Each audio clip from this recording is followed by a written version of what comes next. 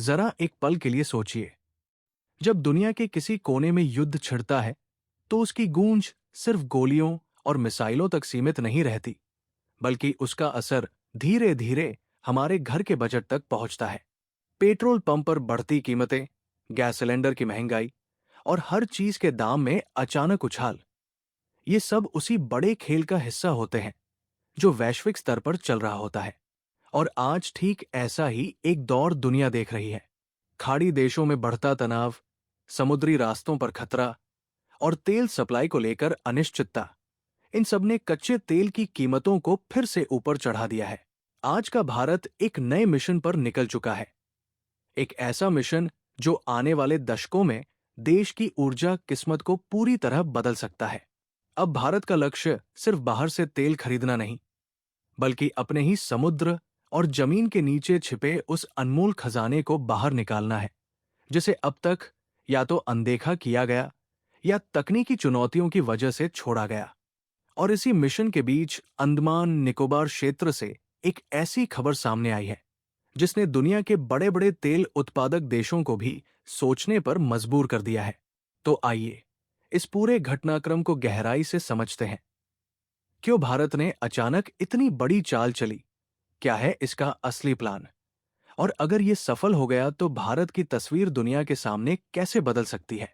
सबसे पहले समझते हैं उस फैसले को जिसने इस पूरे मिशन की नींव रखी। भारत सरकार ने अपनी प्रमुख ऊर्जा कंपनी ओएनजीसी को एक तरह से खुली छूट दे दी है।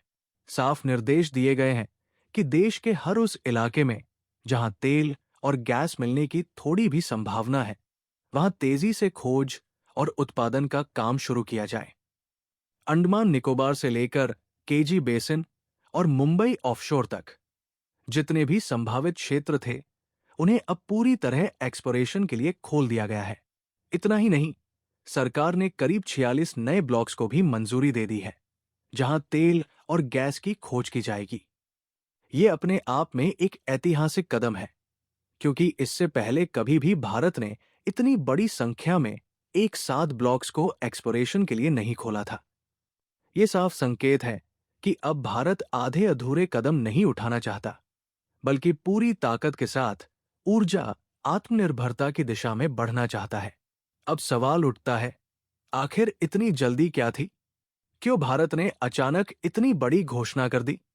इसका जवाब छिपा है पश्चिम एशिया में बढ़ते तनाव में। ईरान, इजराइल और अमेरिका के बीच बढ़ते टकराव ने पूरे क्षेत्र को अस्थिर बना दिया है। समुद्री रास्तों पर खतरा बढ़ गया है, खासकर स्ट्रेट ऑफ हॉर्मुज जैसे अहम रास्तों पर, जहां से दुनिया का एक बड़ा हिस्सा तेल सप्लाई होता है। अगर यहां कोई बड़ी रुकावट आती है तो पूरी दुनिया में तेल की कीमतें आसमान छू सकती है। भारत, जो अपनी जरूरत का लगभग 80% से ज्यादा तेल आयात करता है, ऐसे हालात में सबसे ज्यादा प्रभावित होता है।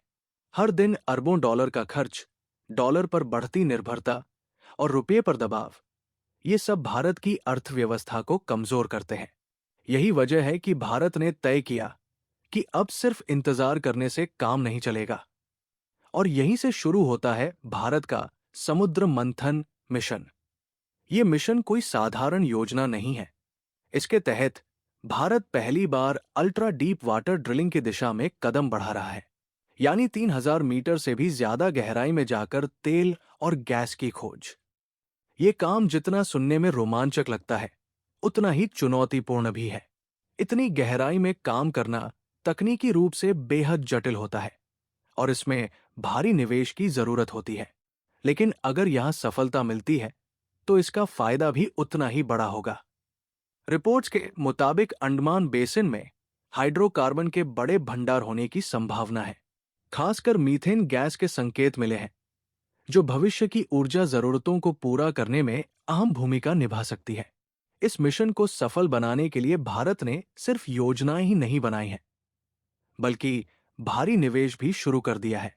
ओएनजीसी ने अंडमान और बंगाल की खाड़ी के क्षेत्रों में करीब 20 बिलियन डॉलर यानी लगभग 1.7 लाख करोड़ रुपए निवेश करने का प्लान तैयार किया है।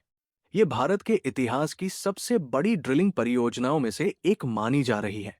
सबसे दिलचस्प बात यह है कि सरकार ने यहां नोगो जोन की पाबंदियों को भी काफी हद तक हटा दिया है।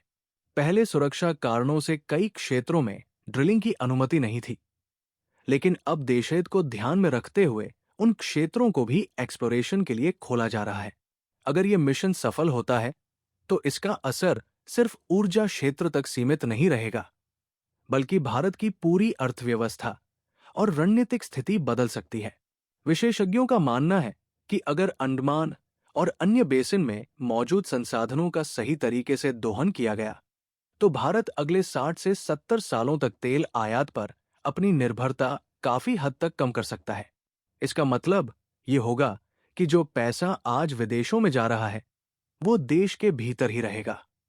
इससे न सिर्फ आर्थिक विकास को बढ़ावा मिलेगा, बल्कि रुपए की स्थिति भी मजबूत होगी, महंगाई पर नियंत्रण मिलेगा और भारत एक मजबूत आर्थिक शक्ति के रूप में उभर सकता है।